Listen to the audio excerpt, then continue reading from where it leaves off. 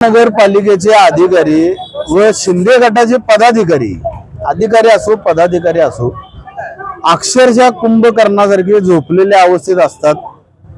आत्ताच ज्यांना आम्ही निवेदन दिलं अतिक्रमणच्या संदर्भात त्यांना मी स्पष्ट विचारले की ज्या केबिन शिंदे गटाच्या माध्यमातून लावलेले आहेत त्या अधिकृत आहेत की अनधिकृत आहेत, ते निरुत्तर झाले। त्यांना उत्तर देता आलं नाही म्हणून मी पुन्हा त्यांना एक प्रश्न विचारला की जर तुम्ही केबिन्स काढणार नसाल तर दबाव तुमच्यावर कोणाचा आहे?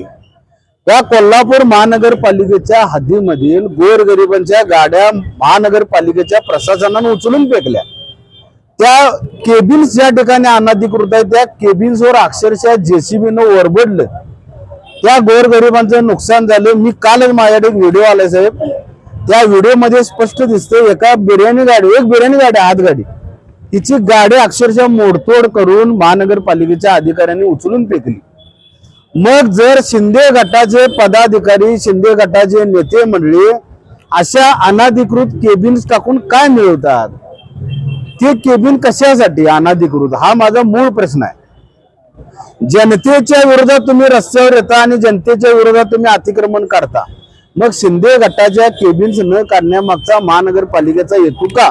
यासाठी आजचं ढोल बजाव आंदोलन जेणेकरून महानगरपालिकेच्या प्रशासनाला जाग येऊ दे यासाठी आजचे आंदोलन होतं। आणि जर यदा कदाचित महानगरपालिकेच्या अधिकाऱ्यांनी जर ह्या केबिन्स काढल्या नाहीत, शिंदे गटाने केलेलं अतिक्रमण कोल्हापूरचं विद्रुपीकरण काढलं नाही, तर 100% आम्ही त्या केबिन्सच्याच बाजूला शिवसेना उद्धव बाळासाहेब ठाकरेंची ओरिजिनल शिवसेनेचे आम्ही केबिन्स तिथं टाकू। आणि जर त्या केबिन्सला महानगरपालिकेच्या कुठल्याही अधिकाऱ्यांना हात लावण्याचा प्रयत्न केला तर त्यांना शिवसेनेच्या पद्धतीने आम्ही उत्तर देऊ। कुठे